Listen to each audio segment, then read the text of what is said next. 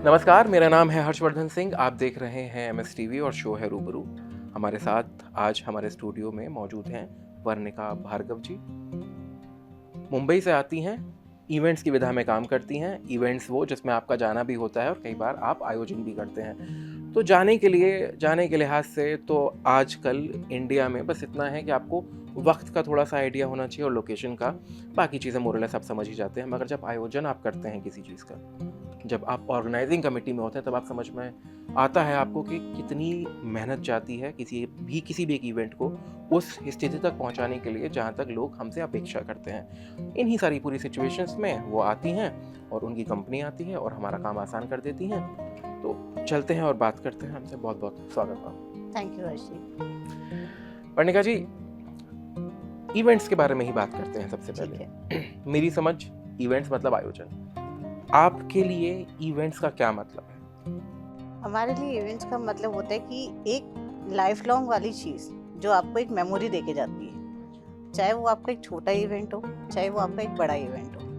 बोलते ना कि अगर एक चीज़ आपकी अच्छी हो गई, आपको लाइफ टाइम याद रहती है, और वही उसी में अगर कोई चीज़ खराब हो गई, वो भी आपको लाइफ टाइम याद रहती है जी। तो इवेंट का मतलब ये होता है कि आप किसी की लाइफ को एक मेमोरी दे रहे हो जो उसको हमेशा याद रहनी है। चाहे बोलते हैं ना कि एक छोटा बच्चा आ रहा है, तो अगर हम उसको घर में लेकर आ रहे हैं, आप उसको जब बाद में स्टोरी सुनाओगे या वो अपनी फोटोज देखेगा, तो उसको एक खुशी होती है कि यार मेरा स्वागत इस तरह से हुआ था। बोलते ना, और ये भी इवेंट का पार्ट होता है। हर चीज इवेंट की पार्ट होती है जी।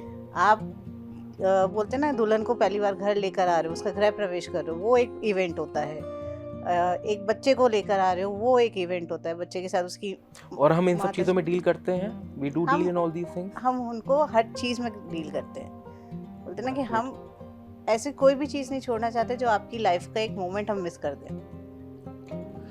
इवेंट्स के साथ दो चीज़ें हैं। This is very personalised. ये बहुत ही निजी है। जी किसी बच्चे का जन्म, शादी, ब्याह। और इंडिया में शादी अपने आप में एक बहुत बड़ी इंडस्ट्री है। It is a huge industry. उसके अलावा कॉर्पोरेट इवेंट्स होते हैं, अलग अलग ऑर्गेनाइजेशंस हैं, उनके इवेंट्स होते हैं। दोनों में एक खासा फ़र्क क्या आता है? आपकी तैयारियां तो दोनों में ही लगती हाँ होंगी। एक में थोड़ा सा पर्सनल टच है, एक में थोड़ा हो जाता है प्रोफेशनल। जी। मगर उसके अलावा कौन सी ऐसी चीज़ें हैं जो कि फ़र्क दोनों में रखती हैं? देखिए, अगर मैं जैसे बात करूँ, एक शादी की बात करूँ, तो शादी का एक ऐसा इवेंट होता है जिसमें आपके बहुत लंबे टाइम के लिए आपका इन्वॉल्वमेंट होता है, क्योंकि वहाँ पे आप शुरू से उनके साथ इन्वॉल्व हो कि भाई उनको किस वेन्यू में जाना है, क्या उनका वहाँ पे कैटरिंग होना चाहिए, किस तरह के उनके कॉस्ट्यूम्स होने चाहिए, उनकी ज्वेलरी कैसे होनी चाहिए। तो आप उनको A to Z आप उनको समझा रहे हो, उनके साथ आप उनको पूरा लेके चल रहे हो कि इसे आसान कर देते हैं वर्णिका जी। हाँ फ़र्ज़ करिए मैं आपके पास आता हूँ एज़ अ क्लाइंट और मैं आपसे कहता हूँ कि फ़लाँ तारीख की ठीक है। मेरी शादी है, जो कि हमने सुजवाई बोलते हैं अपनी राइट। तरफ, कि उस दिन का पंडित ने बताया है वो मुहूर्त है। हाँ मैंने आपको आके बताया ये। अब इसके बाद कैसे आपकी पूरी प्रक्रिया शुरू होती है, मुझे वो समझाएं। तो जैसे आपने मेरे को एक डेट दे दी जी। कि भाई वर्णिका मेरी दिसंबर में शादी है, मान लो मेरी 25 दिसंबर की शादी है, ठीक। और आज आप मेरे पास आए हो, मेरे पास अभी जैसे 3 महीने हैं मेरे हाथ में। ठीक। अब मैं सबसे पहले क्या करूँगी, आपके साथ बैठ के आपकी एक गेस्ट लिस्ट बनाऊंगी, समझूंगी कि आपको कितने गेस्ट बनाने हैं। उसके साथ साथ मैं बैठूंगी, आपसे ये समझूंगी कि हमें एक शादी के लिए बजट कितना लेके चलना चाहिए। 800 से 1000 गेस्ट। 800 से 1000 गेस्ट है, जी। ठीक है। अब उसके बाद हम ये देखेंगे भाई मेरे को अपनी ही सिटी में करना है या बाहर जाना है, ठीक है। अगर मैं बाहर जा रही हूँ तो मेरे को बाहर के हिसाब से मेरे को सबका ट्रांसपोर्ट देखना पड़ेगा। मेरे 1000 से 800 लोग कैसे ट्रैवल कर रहे हैं, उनका सबका टिकट्स मुझे देखने पड़ेंगे अगर हमें अपने ऐप से देना है। और नहीं देना है तो उनका फिर वहाँ से ट्रांसफ़र कैसे होंगे कि भाई अगर कोई एयरपोर्ट पहुँच रहा है, कोई स्टेशन पहुँच रहा है, तो भाई वो लॉजिस्टिक्स देखने हैं। जी। उसके वो अलावा वेन्यू तक कैसे वो आएगा? वेन्यू तक कैसे आएगा। वेन्यू ऐसा होना चाहिए कि भाई मेरे वो 1000 से 800 लोग अगर एक जगह आ जाए तो बहुत अच्छी बात होती है, और अगर नहीं आ सकते तो मेरे को वेन्यू दूसरा जो मैं ले रही हूँ वो कंपैरेटिव मेरा सेम लेवल का होना चाहिए, जिससे मेरे जो गेस्ट हैं उनको ये नहीं लगे कि भाई आपने मुझे इंपॉर्टेंस नहीं दी है। अच्छा। क्योंकि कई बार क्या होता है कि भाई हम गेस्ट को लेके जा रहे हैं, जी जी जी। सारे फंक्शन हमने एक जगह रख दिए और कुछ गेस्टों को हमने अलग होटल में रुकवा दिया, तो उनको क्या लगेगा कि एक तो वो होटल उस लेवल का नहीं है और वहाँ पे दूसरी चीज़ कोई फंक्शन नहीं हो रहा है, और दूसरा अगर वो रिश्तेदार हो तो और ज़्यादा भी बुरा लगता है। रिश्तेदार हो तो सबसे ज़्यादा दिक्कत है। जी। तो एक वो बोलते हैं ना कि हम शादी में एक मौसा और फूफा, तो ये ऐसे हैं कि वो वैसे मुझे बेचारे दो निरीह जीवों के बारे में हमेशा बुरा महसूस हुआ है, क्योंकि मैं निजी स्तर पे भी बहुत सारे ऐसे मौसा और फूफाओं को जानता हूँ और जीजाओं को भी, जो भले आदमी हैं, काम करते हैं, मगर ये जमात जो ऐसी बना दी गई है वो उनकी बड़ी इज्जत खराब करती है। वर्णिका जी, एक छोटी सी चीज़ में और जोड़ते हैं, किसी भी इवेंट को करने से पहले हम सबसे पहले बात करते हैं बजट जी, मगर शादी को लेकर लोग लिमिट्स पुश करते हैं, तो हम उनकी बजटिंग पे उनकी कैसे मदद करते हैं? जैसे अभी हमने बात की 800 से 1000 गेस्ट, हाँ, और अपने ही शहर में शादी करनी है, तारीख आपके पास है, और वही इंडियन वेडिंग का के 5 फंक्शन वाला जो आजकल चलता है 3 वो दिन है। का फंक्शन। हाँ, जितना जो भी उसमें वो होता है, तो वो सारी चीज़ें बजटिंग के लिहाज से आप कैसे मैनेज करके चलती हैं एकदम शुरुआत से, वो थोड़ा बताएं। उसमें हम सबसे पहले तो आपका वेन्यू समझते हैं, ठीक है, कि हमें किस तरह का वेन्यू रखना है। ठीक है। क्योंकि सबसे पहले जो हमारा कॉस्ट जाता है ना, वो सबसे ज़्यादा जाता है हमारा जगह के ऊपर। अच्छा। जगह कैसी होनी चाहिए। अब जगह को हम समझते हैं कि भाई अगर हमारे दिन के फंक्शन, अब जैसे मैंने दिसंबर बोला 25 दिसंबर की, तो मेरी भाई विंटर्स हैं, ठीक है, तो मैं रात का फंक्शन में बाहर नहीं कर सकती। अगर मैं बाहर कर रही हूँ तो बाहर के लिए मुझे ऐसी स्पेस चाहिए जहाँ पे मेरे प्रॉपर हीटर्स वगैरह लग सकें, सारी चीज़ें अरेंजमेंट। तो सबसे पहले कॉस्टिंग हम उसका समझते हैं। फिर उसके बाद जब हमारी वो एक कॉस्टिंग निकल कर आती है और हम ये देखते हैं कि भाई ठीक है, अगर मेरा वो एक हेरिटेज प्रॉपर्टी है तो मेरा डेकोरेशन नहीं लग रहा है। भाई आप किसी भी सिटी में, अगर आप दिल्ली में भी हो, आप मानेसर चले जाओ, गुड़गांव चले जाओ, इधर नोएडा में भी एक्सटेंशन में आप चले जाओ, तो आपको एक हेरिटेज प्रॉपर्टीज मिल जाती हैं या ऐसे वेन्यूज मिल जाते हैं जो अपने आप में खूबसूरत हैं। तो वहाँ पे आपका एक्चुअल में क्या होता है कि एक तो आपका डेकोरेशन कम हो जाता है जी, कई बार आपके ओरिजिनल फ्लावर से हो जाता है, लाइटनिंग से काम हो जाता है। तो हम उन चीज़ों को मेजर करके चलते हैं कि भाई एक मेजर पार्ट हमारा वेन्यू खत्म हुआ। वेन्यू के बाद हम समझते हैं कि भाई वहाँ पे कैटरिंग कैसी होनी चाहिए जी, क्योंकि वहाँ पे खाना और रहना 2 मेन चीज़ें होती है, गेस्ट को चाहिए होता है। आपने दोनों चीज़ें सॉर्ट आउट कर दी, फिर हम, और हमारा जो बजटिंग पार्ट होता है वो होता है कि एक हम बनाते हैं कि एस्टिमेट कॉस्ट, कि भाई मान लो कि मेरा लेट्स से कि 10 लाख रुपए मेरा वेन्यू लेके जा रहा है। अब अगर वो 10 लाख जा रहा है तो हमारी कोशिश क्या होगी, उसको 8 में लेकर आ जाए। अच्छा, क्योंकि भाई हम इस इंडस्ट्री में बैठे हैं तो हमारा ये होता है कि वहाँ के जितने भी जीएम्स वगैरह हैं तो एक अच्छी बॉन्डिंग अपने आपस में हो जाती है। तो कई बार वो रेट्स हमें अच्छे मिल जाते हैं जो शायद बीइंग अ क्लाइंट आपको ना मिल सके, इंडिविजुअल नहीं मिल सकते आपको। तो वो उसमें काफ़ी आपकी हेल्प आउट हो जाती है। तो मान लीजिए कि भाई अगर 10 का है तो हो सकता है शायद हमारे उससे वो आपको 9 साढ़े 9 में क्लोज कर दे, ठीक, तो वो आपका 50,000 रुपये बचा रहा है। तो ऐसे हमारी कोशिश रहती है कि हम किस तरह से एक अच्छी क्वालिटी भी रखें, क्वालिटी में कोई कॉम्प्रोमाइज़ ना करें, और आपको जो चाहिए हम आपको वो डिलीवर भी कर सकें। और बजट को हम हमेशा ध्यान में रखते हैं कि भाई अगर मेरे को जैसे 30,000 रुपये ही खर्च करना है किसी जगह पे जी, तो मैं 30,000 से मैं कोशिश करूँगी भाई मेरा 20 ही खर्च हो, एक्सीड ना करें। तो क्योंकि जब हम वो गैपिंग रखते हैं ना एक, तो उसमें ये होता है कि भाई अगर कोई पॉसिबिलिटी आई कि एंड टाइम पे कुछ होना है तो हमारे पास वो गैप है, उतना बजट है हमारे पास, बजट है, हम उसको बफर जो हमारा है, बफर लेके चलते हैं। एग्जाम्पल के तौर पे अगर मैं आपसे पूछूं वर्णिका जी, ऑन एन एवरेज, वैसे कुछ होता तो नहीं होगा मगर एवरेज इंडियन वेडिंग, एक नॉर्मल वेडिंग कितने बजट तक की जाती है? जी, अगर एक नॉर्मल हम वेडिंग की बात करें, एक मीडियम मतलब एक क्लास मध्यम वर्गीय हम परिवार की बात करते हैं, तो उनकी जो शादी का जाता है वो 40 से 50 लाख रुपए चला जाता है। और बफर इसमें कितना रखते हैं हम फिर? तो इसमें हम कम से कम ये लग के चलते हैं कि हम उसमें 5 से 6 लाख रुपए समझ के चलते कि भाई एक बफर अपने पास रख के चलो आप, हायर एंड और लोअर एंड दोनों तरफ, हायर एंड और लोअर एंड पे, कि भाई अगर कोई भी एंड टाइम पे किसी भी चीज़ के लिए हमें ज़रूरत पड़े तो हमारे पास वो चीज़ होनी चाहिए। कि मान लीजिए अगर एंड टाइम पे अगर हम जैसे लोकल में शादी कर रहे हैं, भाई कई बार होते हैं कि गेस्ट जो बाहर से आ रहे हैं उन्होंने बोला कि अभी हम नहीं आ रहे हैं, और एंड टाइम पे क्या हुआ, वो आ गए, आपको उनके रूम्स करने पड़ेंगे, और रूम्स के लिए भी वैसी ही आपको प्रॉपर्टीज देखनी पड़ेगी। तो भाई आपको बजट तो चाहिए ना, और फिर वो रूम्स बढ़ेंगे, आपका खाना भी बढ़ेगा जी, बिल्कुल, बाकी चीजें भी बढ़ेंगी, लोकल में गेस्ट एक साथ भी बढ़ भी जाते हैं, एक साथ भी बढ़ जाते हैं, बिल्कुल। तो इन चीजों का बहुत ध्यान में रखना पड़ता है कि भाई ऐसा ना हो कि आपका कोई गेस्ट नाराज होके जाए जी, तो वो भी हमें समझना पड़ता है, क्योंकि बोलते हैं ना एक चीज बढ़ती है उसके साथ 10 चीजें जुड़ी हुई बढ़ जाती हैं, डोमिनो इफेक्ट, बिल्कुल, वो रिपल की तरह बढ़ता जाता है। भाई आपका गिफ्टिंग है, गिफ्टिंग्स बढ़ जाएंगे, आपकी लॉजिस्टिक्स बढ़ जाएंगे, तो वो सारी चीजें हमें ध्यान में रखनी पड़ती है। आपके रूम हैम्पर्स बढ़ जाते हैं। रूम हैम्पर्स जी, ये क्या होता है? जैसे कि आप मान लीजिए, जैसे हमने आपको आप बीइंग अ गेस्ट आप हमारे होटल में रुक रहे हैं, ठीक है, तो हम आपको होटलों में एक किट प्रोवाइड करते हैं, एक बास्केट हम आपको प्रोवाइड करते हैं, उस बास्केट के अंदर हम आपको अलग अलग चीज़ें देते हैं। पहले एक चलता था नॉर्मली कि चिप्स आ गए या जूस आ गए, इसके पैकेट्स हम रखते थे।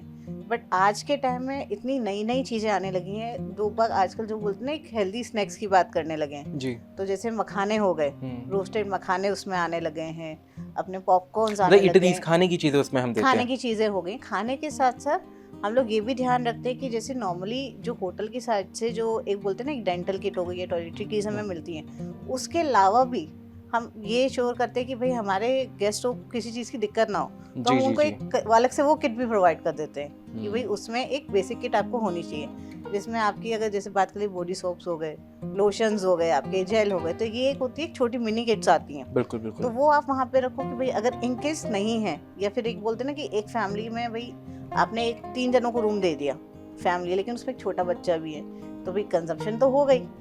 आप बार बार होटल वालों को तो नहीं बोलोगे कि भाई आप उसको रिफिल करके दो, तो वो एक किट हम अपने एंड से आपको दे देते हैं। और यूजेज का भी फर्क है, किसी को हाँ। शायद वो जो चीज़ वो जो होटल प्रोवाइड कर रहा है वो ना सही लग रही हो। राइट। वर्णिका जी, ये तो बात रही जब कोई क्लाइंट आपके पास आके आपसे चीज़ें करवाता है। हाँ। आपको in middle of the picture बुला के खड़ा करता है। फर्ज कीजिए एक ऐसी सिचुएशन जहाँ एक क्लाइंट आपके पास आया और आके आपसे बस समझना चाहता है कि जी करना तो मुझे ही है, मैं केवल आपसे समझना चाहता हूँ कि वो कौन कौन सी जगहें हैं जहाँ पर आमतौर पर हम ज़्यादा खर्च कर देते हैं और उससे बचने का तरीका है, वो कौन कौन सी जगहें होती हैं? देखिए, सबसे पहली जगह होती है कि हम जिसको सबसे ज़्यादा हाईलाइट कर देते हैं वो होता है हमारा एंटरटेनमेंट पार्ट। जी। ठीक है। जैसे एंटरटेनमेंट में कई बार क्या होता है कि हम चाहते हैं कि भाई हमारी जैसे संगीत का फंक्शन है, संगीत में हम सेलिब्रिटीज़ को भी बुला लें। अच्छा। ठीक है, सेलिब्रिटीज़ को आप बुलाइए, अच्छी बात, लेकिन आप पहले ये देखो कि भाई जिनका फंक्शन है अल्टीमेटली उस दिन के वही सेलिब्रिटीज़ हैं। जी, गुड पॉइंट। ठीक है ना, तो आप उनका बोलते हैं ना एक लाइमलाइट उठा के आप किसी और को दे रहे हो, फोकस शिफ्ट हो रहे हो। तो अगर मान लीजिए अगर किसी शादी में एक सेलिब्रिटी अगर डांस कर रहा है एक संगीत में, और उसके बाद ब्राइड और ग्रूम आके डांस कर रहे हैं, तो उनको कौन देखेगा? मतलब वो भी कई बार सोचेंगे यार कि हम करें भी या नहीं करें उनके सामने। तो अगर आप जैसे उनको बुला भी रहे हैं, तो अगर आपका पर्सनल कनेक्ट है आप बुला लीजिए, और अगर आपको अपीयरेंस के लिए भी बुलाना आप बुला लीजिए, लेकिन आप ये मत करिए कि आप बिल्कुल ही फोकस शिफ्ट कर दें। तो बोलते हैं ना कि एक एंटरटेनमेंट पार्ट ऐसा होता है कि जिसको हम बहुत ज़्यादा हाइप करने लगते हैं कि नहीं हमें डांस ट्रूप भी चाहिए। उसके पीछे रीजन क्या लगता है आपको वर्णिका जी, आप जैसे लोगों के साथ डील करती हैं? एक्चुअल में क्या होता है ना कि जैसे हम जिस सेगमेंट में डील करते हैं वो पूरे बिजनेस कैटेगरीज वाले होते हैं, तो उन्हें लगता है कि हम जितना ज़्यादा अपना बता सकें लोगों को कि भाई एक अच्छे से हम सबको वो कर रहे हैं, आओ भगत जिसे हम बोलते हैं, विलासता की पराकाष्ठा तक लेके जाना चाहते हैं चीज को। आप सदी हुई भाषा में कह रही हैं, मैंने कह दिया। हाँ जी। अच्छा, एक तो रहा ये वाला पार्ट जी, एंटरटेनमेंट। दूसरा इसके अलावा, क्योंकि ये तो एक ऐसी चीज है वर्णिका जी जो हम अपने मन से बढ़ा सकते हैं, कम कर सकते हैं, मगर कुछ आवश्यकताएं होती हैं, जैसे खाने का हो गया, मेन्यू हो गया, क्योंकि आजकल कुछ एक बेसलाइन बनती जा रही है कि एक शादी है तो इतना तो होगा ही, तो हो गई है ना? तो क्या उसमें भी कुछ ऐसी चीजें हैं जहाँ पे हम कटौती कर सकते हैं फॉर अ गुड थिंग? कुछ है ऐसा? उसमें भी हम कर सकते हैं। कई बार क्या होता है कि जैसे हम लोग के आजकल ये हो गया कि भाई हमें मल्टी कुजीन्स रखने हैं। अच्छा। बट आप मल्टी कुजीन्स भी अगर आप रखते हैं तो आप ये चीज़ को ध्यान में रखिए कि मान लीजिए अगर आप 800 लोगों का खाना प्रिपेयर कर रहे हैं, तो 800 में आप उसको इस तरह से डिवाइड करिए कि भाई मेन आपको क्या चीज़ रखनी चाहिए। मान लीजिए मेन जो होता है, हमें सबसे ज़्यादा जो उठता है वो नॉर्थ इंडियन फूड उठता है। जी, गुड। और जो आपने उठता है कहा मुझे इतना खूबसूरत लगा, क्योंकि ये बहुत ही आपकी व्यवसाय से जुड़ा हुआ टर्म है। जी। तो सबसे ज़्यादा वो चीज़ आती है, और उसके बाद फिर आपका आता है कि भाई मैक्सिकन हो गया, पिज़्ज़ा वगैरह, क्योंकि ये सब बच्चे खाते हैं। बड़े लोग जितने भी होते हैं वो भी प्रेफर करते हैं कि भाई हम शादी में भी जाके दाल रोटी खानी है हमने, बिल्कुल, मतलब वो टेस्ट करने के लिए वही मीठा टेस्ट कर लेंगे। तो आप मीठे में वैरायटी दो, लेकिन जैसे आप भाई पिज़्ज़ा, पास्ता, ये मैक्सिकन हो गया, कॉन्टिनेंटल्स हो गए, इस तरह की जितने भी कुजीन्स हैं आप भले ही उनको रखिए, लेकिन एक लिमिटेड रखिए कि इतना ना हो कि वो वेस्ट हो रहा है। और अगर आपको लगता है कि भाई आपका फूड बढ़ रहा है, ज़्यादा उसमें जा रहा है, और आपको लग रहा है कि वो वेस्टिंग में होने वाला है, तो आप जैसे अभी बहुत सारी संस्था ऐसी हैं जो भाई आपसे फूड लेके जाती हैं, जो अच्छा फूड होता है वो लेके जाती हैं, और जो जैसे जिनको जो नीडी वंस हैं उनको वो देते हैं जी। तो आप उनसे भी कनेक्ट करके रखिए पहले से ही इनकेस अगर आपको लगता है कि भाई आपके गेस्ट हमने जितने बोले थे उतने नहीं आ रहे हैं, और हमारे वो, क्योंकि अल्टीमेटली आपको पेमेंट तो उतना ही करना है, फूड तो वेस्ट हो गई जी, बिल्कुल। और फूड वेस्ट हो रहा है, तो हमें फूड नहीं वेस्ट करना है। इससे तो अच्छा है कि हम किसी ऐसे को दे दें जिसको ज़रूरत है। तो आप उनसे पहले से कांटेक्ट करके रखो कि मान लो मैंने 800 लोगों का खाना बनवाया, बट मेरे जो है सिर्फ 700 लोग ही आ रहे हैं। मुझे पहले से समझ में आ गया भाई मेरे 700 लोग ही आ रहे हैं, मेरे 100 लोगों का खाना बच रहा है जी, उसको वेस्ट क्यों करूं? तो मैं उसमें फिर अपने ऊपर है कि हम कितना खाना उनको देना चाहते हैं, कितना अपने लिए रख के। जैसे मेरी समझ जहाँ से आती है बुलंदशहर, वहाँ ये होता था कि बचे हुए जो शादी वाला घर होता था वो सबको बांट देते थे। वो अगले दिन खाना सब में बंटता था। ये और वो बड़ा अच्छा भी लगता है, शादी वाले दिन शायद उतना नहीं लगता। एक दूसरी चीज़ और मैं थोड़ा सा समझना चाहता हूँ, जो खाना साफ, जो खाना बचता है, जो यूज़ नहीं होता, उसे तो खैर NGOs अपना इस्तेमाल में ले लेते हैं, मगर बहुत सारा खाना वेस्ट होता है।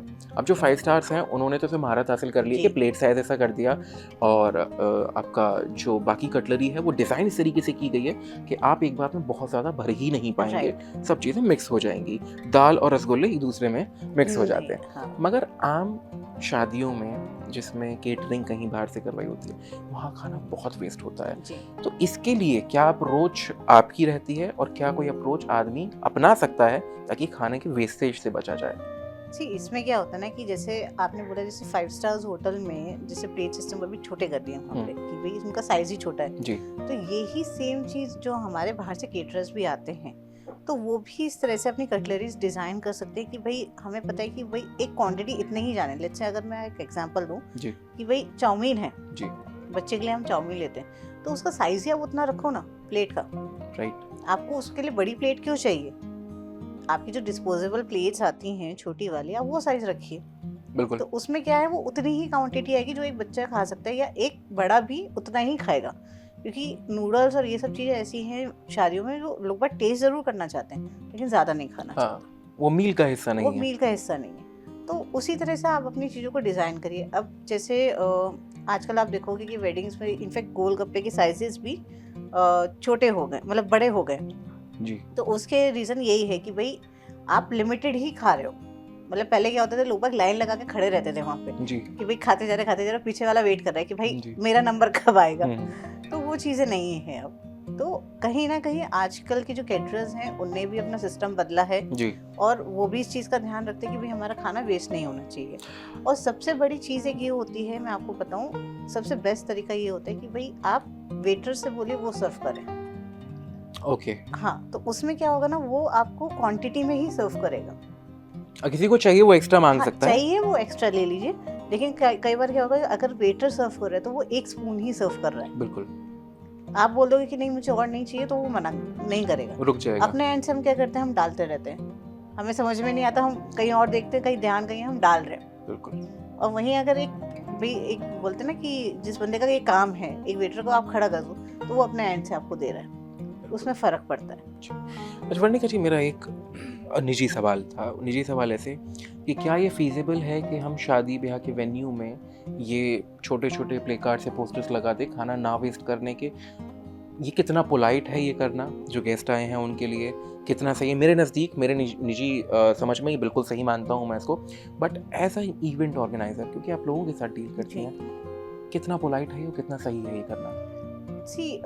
अपफ्रंटली तो हाँ ऑब्वियसली हम किसी को नहीं बोल सकते हैं, बट इसको भी हम इस तरह से डिज़ाइन कर सकते हैं, जैसे जो हमारे जहाँ पे प्लेट्स हम डिस्पोज करते हैं वहाँ पे एक आप थोड़ा सा फनी वे में, बोलते हैं ना क्रिएटिव वे में, आप उसको अगर एक मैसेज ड्रॉप करें। अभी तक आपने किया कुछ ऐसा? अभी हम लोगों ने नहीं किया, क्योंकि नॉर्मली इतना ज़रूरत नहीं पड़ रहा होता है, क्योंकि मेजरली वेडिंग्स पे ऐसा बहुत कम हो रहा होता है आजकल के टाइम में कि खाना वेस्ट वो लोग कर रहे हैं।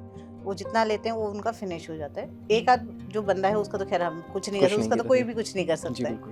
बट नॉर्मली जैसे आप जिस तरह से कह रहे हैं कि भाई अगर जैसे लोकल वेडिंग्स में कई बार बहुत ज़्यादा होता है, तो उसमें आप ये कर सकते हैं कि एक बहुत अच्छे क्रिएटिव तरीके से आप उसके साइनेज बोर्ड्स करवाएंगे, और जहाँ पे डिस्पोज हो रही हैं प्लेट्स वहाँ पे उसको लगा दीजिए। तो उसमें क्या है ना कि एक बोलते ना एक फनी तरीके से कि जिसने खाना वेस्ट किया वो मतलब उसको मैसेज भी मिल जाएगा या कुछ खा रहा है, मतलब इसलिए कि आप उसको एक मैसेज दे भी रहे हो और उसको बुरा भी नहीं कर रहे हो, उससे मैसेज भी पहुंच जाएगा। और क्योंकि आप स्ट्रेट फॉरवर्डली किसी को नहीं बोल सकते ये खाना मत वेस्ट करो। मैंने जैसे आपको शुरुआत में कहा, मेरे नज़दीक मुझे निजी स्तर पे ये बात बिल्कुल, इसमें कोई मुझे गुरेज नहीं लगता।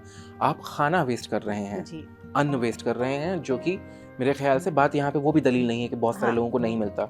हम ये भी कह के दलील उस चीज़ को छोड़ सकते हैं कि उनका भाग्य हो सकता है, मगर अगर आपको मिला है तो इसकी जो पीछे की मेहनत है उसकी तो कदर कम से कम आप करें। वर्णिका जी, एक आखिरी सवाल मेरा इस पूरी बातचीत का वो ये, क्योंकि ये सब शादी के आसपास ही घूम गया, क्योंकि हर किसी के लिए रिलेटेबल है ये चीज़।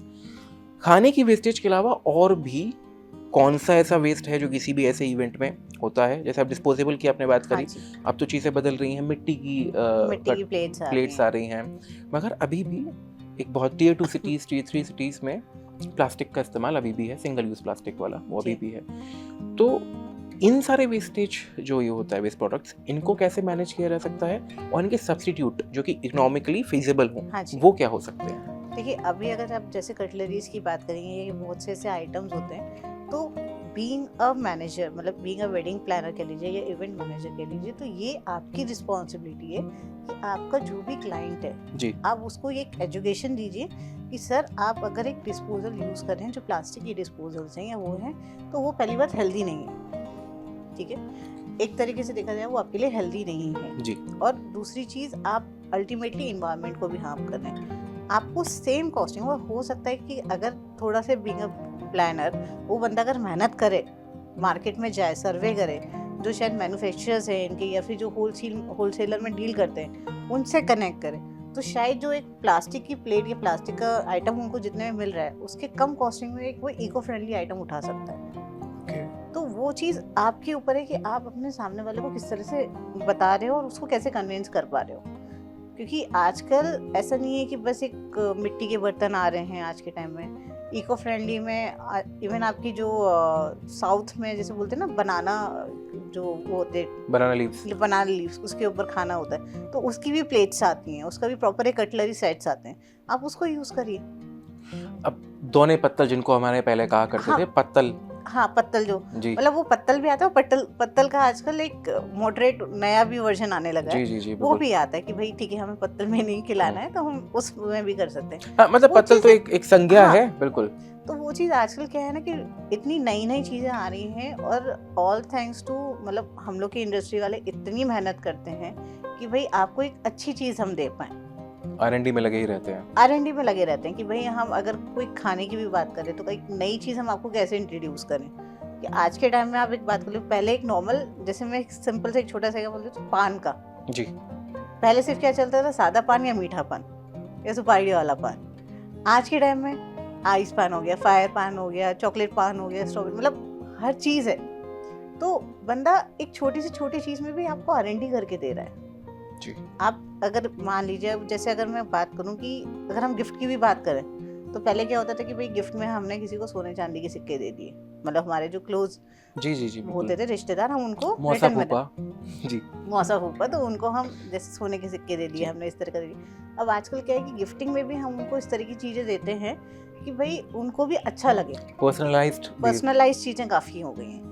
तो भाई अगर हमारे बंदे इतनी मेहनत कर रहे हैं, आपके लिए एक नई चीज़ों को इन्वेंट कर रहे हैं, तो आपको उनको, आप बोलते ना, आपकी जो चीज़ है, आपकी जो प्रोडक्ट और सर्विस है, आपको ही सामने वाले को समझाना पड़ेगा कि भाई वो क्यों ज़रूरी है, और जो हम चीज़ें करते आ रहे हैं। क्योंकि देखो, कोई भी बंदा अगर आपके पास आ रहा है या अगर वो खुद से भी करना चाह रहा है, तो उसको ये चीज़ें इतनी डिटेल में नहीं पता होगी जितनी आपको पता है। बिल्कुल, आप उस बिजनेस में हैं, आप उस बिजनेस में, और डेली आप उन चीज़ों से, उन लोगों से मिल रहे हो। बिल्कुल, क्योंकि मैं प्लानर हूँ तो भाई मैं डेली किसी डेकोरेटर से मिल रही हूँ, किसी खाने वाले से मिल रही हूँ। इनफैक्ट अभी जैसे अगर मैं बात करूँ तो पहले नारियल पानी का इतना चलन नहीं था जी। आजकल आप देखोगे कि हर इवेंट में एक नारियल पानी का अलग से स्टॉल होता है, वो भी कस्टमाइज में, अच्छा, जिसमें कि कपल्स की फोटो इंग्रेव्ड रहती है, इसमें नीचे नाम लिखा होता है कि वेडिंग इनकी है, और वो एक नारियल पानी आपको मिलता है, तो वो एक अलग से स्टॉल है। तो चीज़ें बहुत सारी हैं, बहुत कुछ हम लोग नया लेकर आते हैं, बट ज़रूरत ये है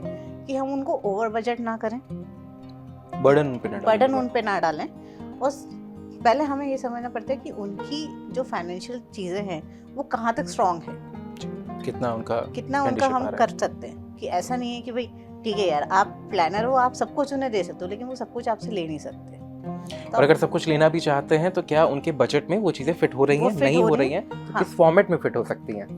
अब जैसे हम लोग हल्दी वाले को बुलाते हैं जी। तो हल्दी के लिए भी हमें समझना होता है कि एक हल्दी जो बनती है, एक जैसे आजकल के कोन ज़्यादा चलने लगे हैं, जो रेडीमेड कोन्स आते हैं हल्दी के। मेहंदी की बात कर रही हैं शायद आप? हाँ सॉरी, मेहंदी सॉरी, मेहंदी की मैं बात कर रही हूँ। जैसे अब रेडीमेड कोन्स आते हैं, वो एक अलग चीज़ हो जाती है। अब वही चीज़ एक हम, आपको याद होगा कि पहले की जो शादियाँ होती थी तो सिलपट्टे में मेहंदी पीसी जाती थी जी, और उसकी जो खुशबू होती थी और उसका जो रंग होता था वो बहुत अलग होता था। तो आज के टाइम में वो भी चीज़ें हैं कि भाई आप घर में अपनी मेहंदी तैयार कर रहे हो। इट्स अबाउट आप किस लेवल तक उसमें जा रहे हैं। हाँ, मेहंदी तैयार कर रहे हो, मेहंदी के भी कोन आप बहुत पर्सनलाइज करके रखते हो। अच्छा।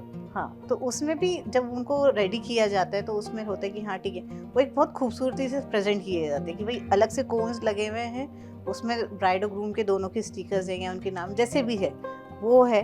तो भाई अगर आपको बाद में किसी को गिफ्ट करना है, अब उनको गिफ्ट भी भाई कुछ होते हैं कि लेडीज़ बोलती है कि भाई मैं बाद में मेहंदी लगा दूँगी तो मैं लेके जाना चाहती हूँ, तो वो लेके भी जाएंगी तो उनको अच्छा फील होगा। नहीं तो आप नॉर्मली किसी को उठा के एक रेडीमेड वाला पकड़ा दो तो उनको लगेगा कि यार मतलब, और उसके उनको कॉस्टिंग भी पता है ना, कॉस्टिंग भी पता है, वो कहेंगे इतने की कौन आई थी, इतने की दे दी है।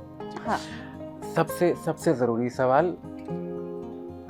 और आपके काम से, आपकी कंपनी से भी जुड़ा हुआ है वर्णिका जी, लोगों की समझ ये भी है अभी भी, फिर दोबारा कहूँगा, खासकर Tier 2 Tier 3 सिटीज़ में, कि वेडिंग प्लानर्स एक पर्टिकुलर बजट से ऊपर की ही शादियाँ केटर करते हैं, उससे नीचे नहीं आते हैं, और किसी का एहसास कमतरी वो उनको शायद कुछ एक अच्छी चीज़ अपने घर में किसी इवेंट में कर पाने से रोक देता है। तो इस पर मैं आपका टेक चाहूँगा सबसे आखिर में, कि कौन लोग आपके पास आ सकते हैं, क्या क्या सारी चीज़ें हैं।